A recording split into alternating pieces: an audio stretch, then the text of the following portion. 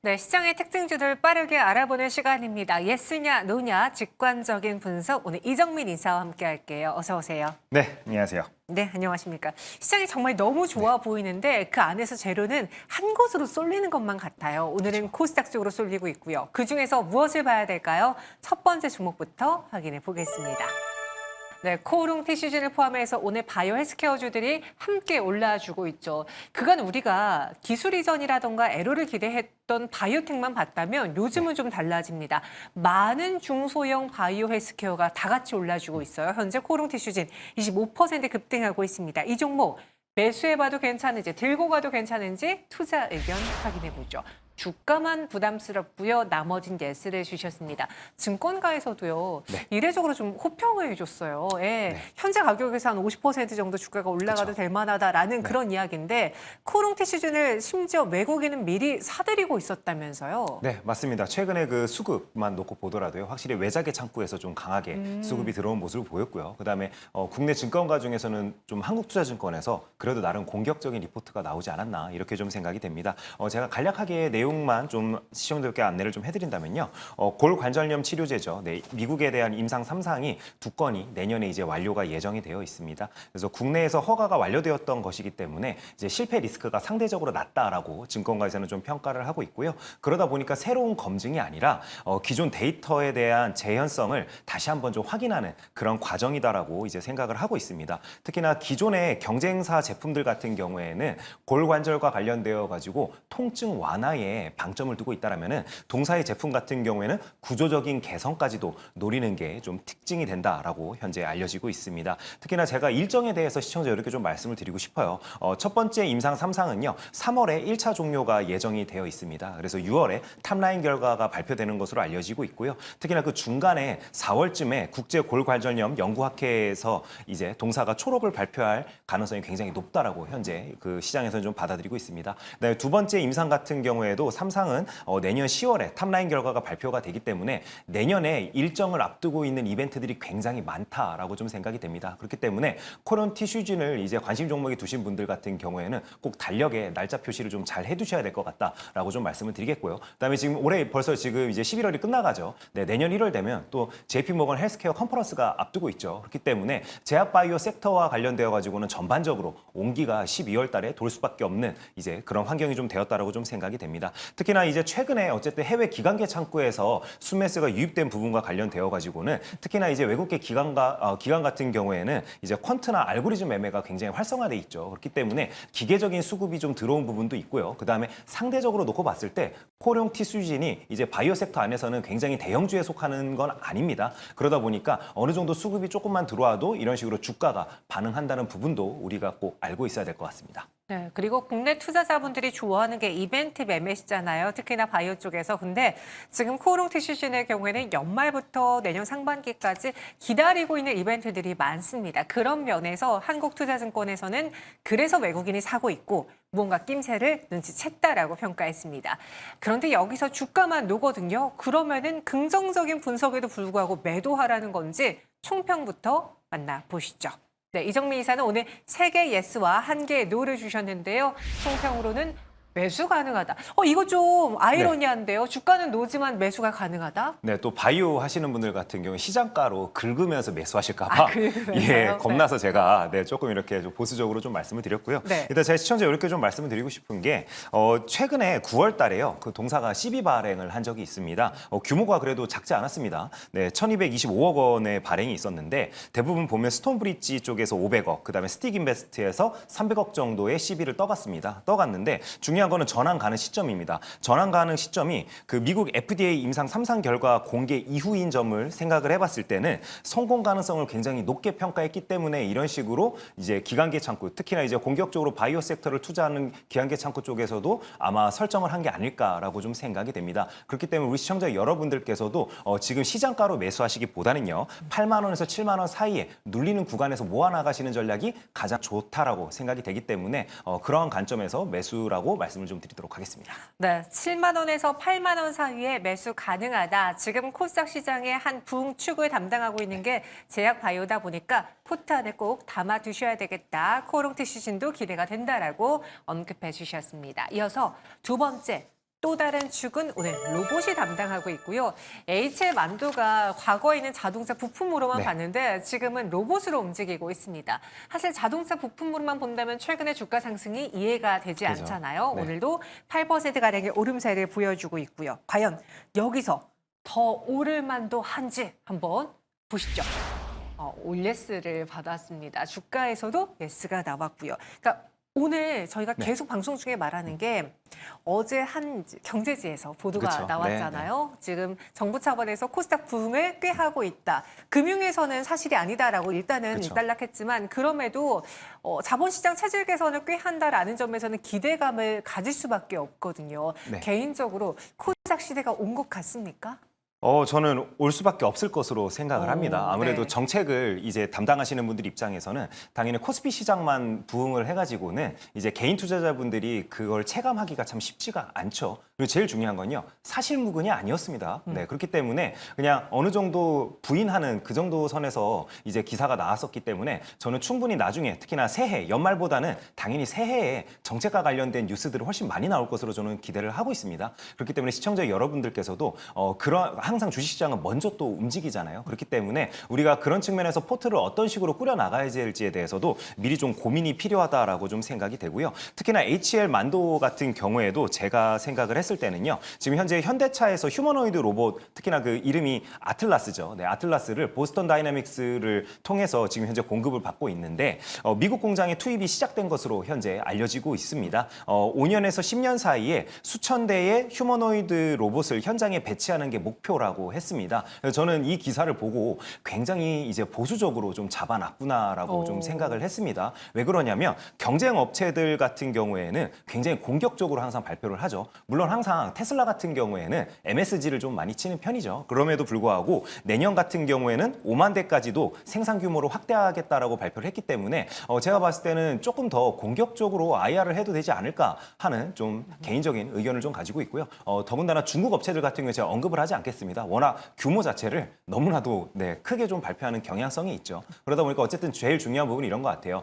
전반적으로 이제 그냥 먼 이야기가 아니라 당장 현장에서 이제 쓰이는 로봇들이 등장하기 시작했다. 그렇기 때문에 실제 매출과 영업이익을 올릴 만한 쪽으로 이제 수급이 어느 정도는 이동할 가능성이 굉장히 높아 보인다라고 우리가 좀 받아들여야 될 것 같습니다. 특히나 최신형 아틀락스 같은 경우에는 제가 아까 1월 달에 JP모건 헬스케어 컨퍼런스 말씀드렸죠. 근데 1월 달에 한 가지 또 큰 이벤트가 하나 있죠. 바로 CES입니다. 그 CES에서 최신형 아틀라스를 공개하는 것으로 알려지고 있기 때문에 관련되어서 기대감을 안고 주가가 한 번 더 슈팅이 나올 가능성이 저는 굉장히 높다라고 일단 좀 생각을 하고 있고요. 특히나 이제 그 배터리 교체식을 지금 현재 보스턴 다이나믹스는 고려해서 생산을 하고 있기 때문에 24시간 가동이 가능하다는 부분이 가장 강점인 것 같습니다. 그래서 기존의 공장 라인을 인간이 이제 그 투입에 되어서 생산을 했을 때보다는 생산량도 동일 라인에서 60% 증가한다는 그런 예상치가 있기 때문에 굉장히 고무적으로 업계에서는 좀 평가하고 있다라고 생각을 해야 될 것 같습니다. 현대차의 생산 공장에 휴머노이드 로봇이 투입된다면은 분명히 수익성 부분에서도 그쵸. 개선이 되겠죠.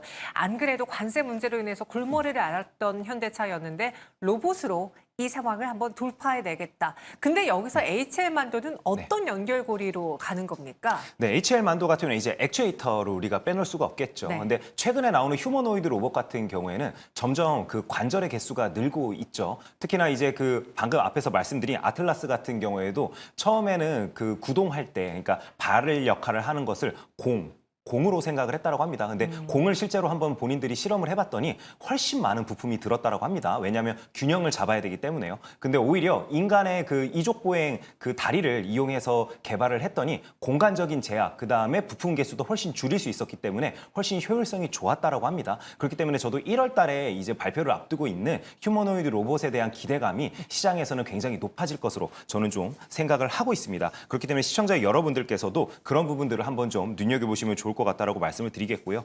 주가적인 측면에서도 어쨌든지 최근에 계속 뚫지 못했던 통곡의 벽이 있죠. 근데 그 부분도 아마 수급이 최근에 좀 좋았기 때문에 한 번쯤은 뚫어볼 것으로 좀 기대를 해도 되지 않을까 하는 측면에서 일단은 예스라고 시청자분께 좀 말씀을 드렸습니다. 그 통곡의 벽이 한 45,000원 선이었는데 네. 오늘 장대 양봉 그려내면서 뚫어냈습니다. 주가 측면에서도 예스. 그러면 지금 구간의 보유자들은 신규 매수하고 싶은 분들은 어떤 전략이 유효할까요? 총평으로는 매수 의견 주셨습니다. 가격 전략은요? 네, 저는 일단은 44,000원에서 4만 원 사이에 눌리는 구간에서 좀 모아 나가자라고 시청자분께 말씀을 드리고 싶습니다. 단기적인 이제 박스 같은 경우에 상단이 45,000원이 맞습니다. 방금 앵커께서 말씀해 주신 것처럼요. 근데 한 2년 정도로 놓고 봤을 때는요, 5만 원을 도저히 뚫지를 못하고 있었었죠. 근데 어쨌든 지수 자체도 그렇다고 해서 지금 폭락이 나올 가능성은 굉장히 낮죠. 그런 측면에서 놓고 봤을 때는 대형주에 속하는 HL 만도 같은 경우에도 상단을 좀 뚫어낼 가능성이 저는 높다라고 좀 생각을 하고 있기 때문에 5만 원을 얼마나 강하게 뚫을지를 우리가 한번 좀 지켜볼 필요가 있다라고 말씀을 좀 드리도록 하겠습니다. 통곡의 벽을 겨우 뚫어냈는데 여기서 조정이 나온다면 그때 나는 분할 매수하겠다라고 의견 주셨습니다. 그래도 HL 만도 살아나고 있습니다. 추세가 확실히 바뀌어가는 모습이고요. 이어서 세 번째 종목 볼게요. 코스닥의 사실 큰 축은 지금 로봇과 바이오가 맞아요. 근데 네. 우리가 조금만 더 아래쪽으로 내려온다면요. 화장품, 미용, 의료기기 무시할 수 없습니다. 한때 시장에서 코스피 시총 상단을 넘보던 대표적인 종목이었어요. 파마리서치가 안 그래도 전일에 기관 투자자들의 순매수 1위 종목으로 랭크가 됐었는데 오늘 7%가량의 상승 보여주고 있고요. 장 초반에 막 VI가 걸리기도 했습니다. 기관 투자자들은 무슨 기대감 속에 파마리서치를 사는 걸지 이정민 이사님의 생각은 주가만 오늘은 주가가 계속 걸리네요. 나머지는 네. 다 예스를 주셨습니다. 파마리서치 현 구간에서 봤을 때 정말 루키처럼 시장에 뛰어들었다가 고점 대비는 많이 조정을 받은 상황이잖아요. 지금은 주가도 예스를 줄만 하지 않습니까? 저는 일단은 독점적인 지위에서 이제 내려오고 있다는 부분을 가장 좀 아쉬운 부분으로 생각을 했습니다. 고점 대비해서는 그래도 40% 정도 조정이 나왔기 때문에 기술적인 반등은 당연히 꿈꿀 수 있는 구간입니다. 왜냐하면 동사 같은 경우에는 매출과 영업이익이 좋죠. 그렇기 때문에 말씀드린다라면은 3분기 매출은 일단은 51% 증가를 했었었고요. 영업이익 같은 경우는 77% 이제 성장하는 모습을 좀 보여줬습니다. 하지만 이제 전분기 대비해가지고 실적이 좀 둔화됐다는 이슈로 인해서 주가가 이런 식으로 조정이 나왔습니다. 근데 하지만 4분기 내수나 수출로 놓고 봤을 때는 굉장히 좋을 것으로 현재 시장은 좀 평가를 하고 있습니다. 실제로 이제 매월 잠정 수출 실적만 놓고 봤을 때는 8월부터 10월까지는 일단은 스킨부스터 같은 경우에는 수출입이 증가 추세로 이어졌다는 부분은 굉장히 긍정적으로 우리가 좀 평가를 할 수 있을 것 같습니다. 하지만 제가 다시 한번 말씀드리지만은 독점적인 지위에 있던 기업이 그 독점이 깨지는 모습을 보일 때 주가는 항상 굉장히 좀 깊은 이제 그 하락을 좀 보였다는 부분을 좀 생각을 해야 될 것 같아요. 예를 들어 우려감만 표시를 하더라도요. 대표적인 예가 한미반도체죠. 네, 한미반도체도 굉장히 주가가 좋았다가 어떻죠? 조정이 정말 말도 안 되게 많이 나왔었죠. 한미반도체가 그렇다고 해서 돈을 못 버는 회사는 아니잖아요. 그래서 파마리서치도 제가 생각했을 때는 상대적인 이제 매력도로 놓고 봤을 때는 LNC바이오나 한스바이오한테 좀 밀리는 부분들이 가장 아쉽게 좀 다가온다라고 말씀을 드리겠습니다. 시장에서 대장 역할하는 그 독점적 지위가 흔들리면서 나에게는 매력이 조금은 줄어들었다 의견 주셨어요. 그래도 예스가 많은데 어떤 총평 주셨을까요? 투자 의견 보시죠. 사실 이슈와 성장성을 갖추고 있는 회사임에도 불구하고 매도라는 건 아까 말씀해주신 그 아쉬움이 컸나 보네요. 네, 아쉬움도 컸고요. 최근에 파마리서치 같은 경우에는 제가 광고 측면에서 굉장히 좀 아쉬운 부분들이 많았습니다. 로레알에서 이제 임원을 이제 그 데리고 온 것으로 알려지고 있는데요. 최근에 이제 그 유튜브 마케팅만 놓고 보더라도요. 뭐 예를 들어서 피식대학이나 여러 유튜브 특히나 홍석천 씨를 이용해서 뭔가 이렇게 광고를 많이 하셨는데 과연 2030 여성분들이 피식대학을 보고 미용 관련되어서 소비를 많이 할까를 놓고 봤을 때 저는 잘못된 선택을 하고 있다라고 생각을 합니다. 그다음에 지금 어쨌든 독점적인 제품이 아니죠, 이제는. 네, 리투어를 비롯해서 여러 경쟁 제품이 생긴 상황에서 이러한 모습들은 투자자들을 불안하게 만들 수밖에 없다라고 저는 좀 생각이 됩니다. 그렇기 때문에 파마리서치 같은 경우에는 워낙 장기 보유하신 분들도 많기 때문에 굳이 지금 위치에서 반등이 나온다라고 해서 기술적인 반등을 노리고 들어가기에는 상대적으로 LNC바이오가 훨씬 더 매력적으로 다가온다라고 좀 말씀을 드리겠습니다. 저희가 예전에 예술로 시간에도 포인트 시간에 LS바이오 다뤄본 적이 있었잖아요. 그래서 종목 교체 의견 드렸습니다. 매도고요. 마지막 종목도 빠르게 만나볼게요. 전액의 왕자 엔캠입니다. 어제부터 오늘까지 상승이 이어지고 있습니다. 현재도 주가는 13%의 오름세를 보여주고 있는데요. 중국 CATL과 계약이 육박했다라는 소식, 그리고 여기 오늘은 프랑스 배터리 기업의 SIB 전액을 공급하게 되었다라는 뉴스까지 더해졌습니다. 어제 나온 뉴스인데 오늘까지 상승한다라는 건 뭔가 재료를 더 기대하는 걸까요?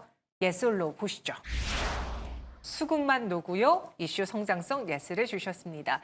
오늘은 2차 전지주들이 사실 상승이 그리 강하진 그쵸. 않아요. 네. 엘젠솔에 대한 그 하락도 있고요. 그 안에서 엔캠은 좀 독자적으로 움직이고 있는데 어떤 매력을 갖고 있는 회사입니까? 네, 동사 같은 경우는 가장 매력적인 부분이요. 예를 들어서 CATL 방금 앵커께서 말씀해 주셨잖아요. 최근에 어쨌든 좋은 뉴스가 좀 나왔었는데 일단은 공급 계약 자체가 규모가 굉장히 컸죠. 동사 같은 경우에는 지난해 매출이 3,657억 원입니다. 근데 이제 엔캠이 CATL에 공급하는 그 물량을 봤을 때 연간 규모로 계산을 해보면은요 3천억 규모입니다. 그렇다면은 굉장히 이제 매출과 거의 근접한 어떻게 보면은 공급 계약을 따낸 부분이기 때문에 당연히 흑자 전환에 대해서도 기대감이 시장에서는 높아질 수밖에 없을 것으로 우리가 좀 생각을 해야 될 것 같습니다. 그럼에도 불구하고 오늘 같은 경우에는 이제 시초가가 23%대 시작을 했는데 이제 쭉 긴 음봉이 지금 현재 나오고 있죠. 그렇기 때문에 그만큼 시장에서의 기대치도 있지만 우려감도 여전히 내포하고 있다라고 우리가 좀 생각을 해야 될 것 같습니다. 그럼에도 불구하고 어떻게 보면은 글로벌리하게 굉장히 셀메이커들 입장에서는요 동사를 선택할 수밖에 없는 게 특히나 유럽 시장 진출을 노리는 이제 고객사들 입장에서는 엔캠이 굉장히 매력적으로 다가올 수밖에 없을 것 같습니다. 왜 그러냐면요 이미 공장을 다 갖추고 있기 때문에 그렇습니다. 예를 들어서 폴란드 같은 경우에는 연 생산 규모가 15만 톤 규모고요. 그다음에 헝가리 공장 같은 경우는 연 7만 톤 규모의 공장을 이미 가지고 있기 때문에 이쪽에서 조달을 받게 된다라면은 유럽연합 같은 경우에도 이제 유럽연합 안에서 생산되는 원재료를 이용한 제품을 이제 탑재하도록 지속적으로 제도적으로 이제 바꿔 나가고 있죠. 그렇기 때문에 네. 동사가 그런 부분에서는 선제적으로 움직였던 부분이 이제 드디어 빛을 발하고 있다라고 우리가 좀 평가를 해야 될 것 같습니다. 오늘도 3거래 연속 상승인데요. 좀 아쉬운 거는 장대 음봉이 그려졌다라는 거예요. 상승이 끝까지 유지되지 못하고 있다라는. 그럼 여기서는 좀 수익을 실현하고 가야 되는 건지 아니면 계속 들고 가야 되는지 의견 보겠습니다. 매수 가능하다라는 거였어요. 지금 구간에서도 좀 아쉽긴 하지만 음봉이 기록된 건 아쉽지만 그래도 난 매력적이다. 네, 일단은 상대적으로 놓고 봤을 때요. 네. 물려도 부담이 전혀 없는 가격대죠.